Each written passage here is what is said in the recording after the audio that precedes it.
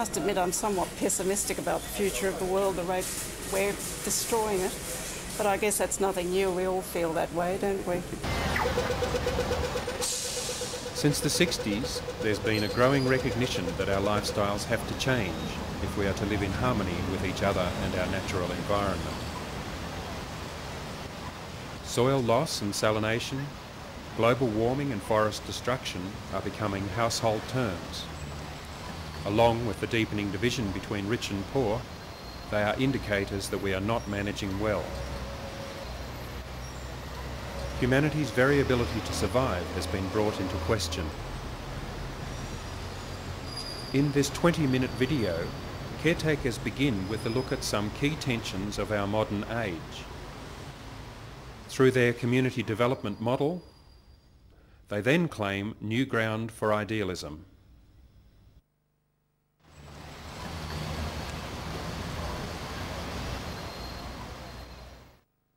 The sad world we live in now, I think. I've changed my mind on a lot of issues over the years, where I was probably a very strong advocate of all things that were wonderful in the world, and probably a little bit too romantic and altruistic.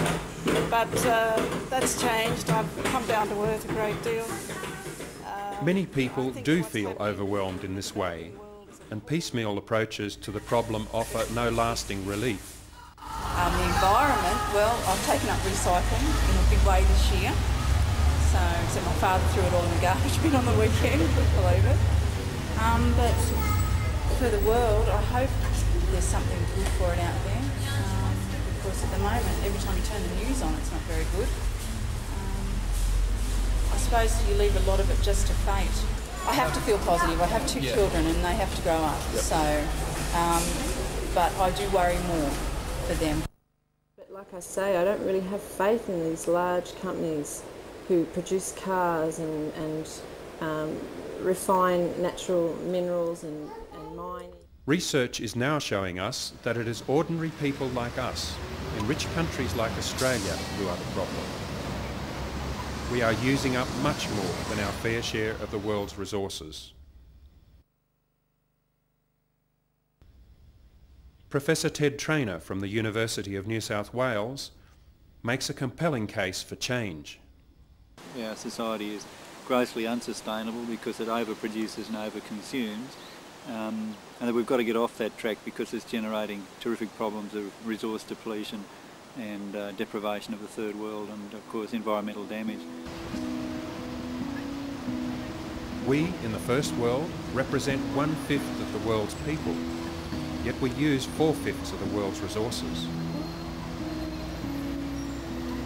It has been calculated that to have something like a globally sustainable standard of living, the average Westerner would need a lifestyle that reduced their greenhouse gas emissions by 90%, from around 30,000 kilograms to less than 3,500 kilograms per year. To understand the significance of these numbers, let's look at the fossil fuel use involved in tourism. To stay within their sustainable limits, each passenger on a return flight to the USA would have to avoid any further emissions for the next 3 years. They could buy nothing and would have to do without a car and electricity, grow all their own food, collect their own water, and create absolutely no waste.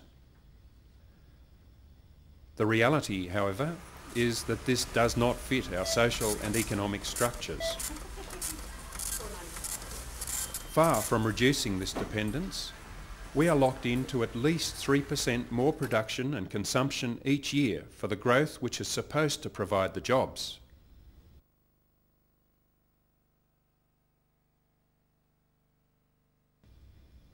Sustainable development would allow everyone to have the opportunities they need. But what would this involve? In the report Today Shapes Tomorrow, the Australian government defines sustainable development as that which meets the needs of the present without compromising the needs of future generations.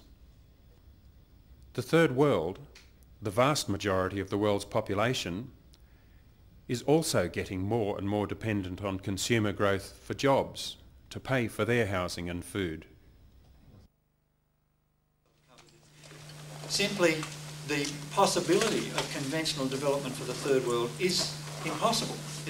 They cannot ever develop to be anything like we are if the resource situation is anything like it seems to me it is. The resources are just not there for that. You must expect many conflicts of many kinds to get worse as we go on. Conflicts between elites in the third world and peasants, conflicts between rich world and poor world, conflicts between rich countries over access to resources.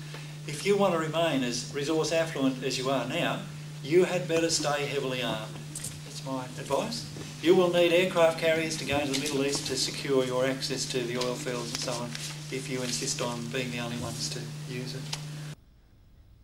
The popular reaction to this resource crisis is to try to make Western levels of consumption viable through technology. Most people just assume that we can move off the fossil fuels and avoid nuclear energy and just build lots of solar plant and windmills and chug along merrily with an energy affluent way of life, and we don't have to worry about changing our lifestyles or living more simply or scrapping the economy. We just move to renewable energy. I'm going to indicate why I think that's quite impossible, and this is not an argument against against solar energy, which I'm very strongly in favour of and I actually use, but it is an argument that we can't get the quantities at the cost we would want to maintain the energy affluent way of life we have now. Let's assume that technical wizards come up with photovoltaic cells which actually are costless, and all you have to do is buy the glass and spray on something and you've got a photovoltaic cell.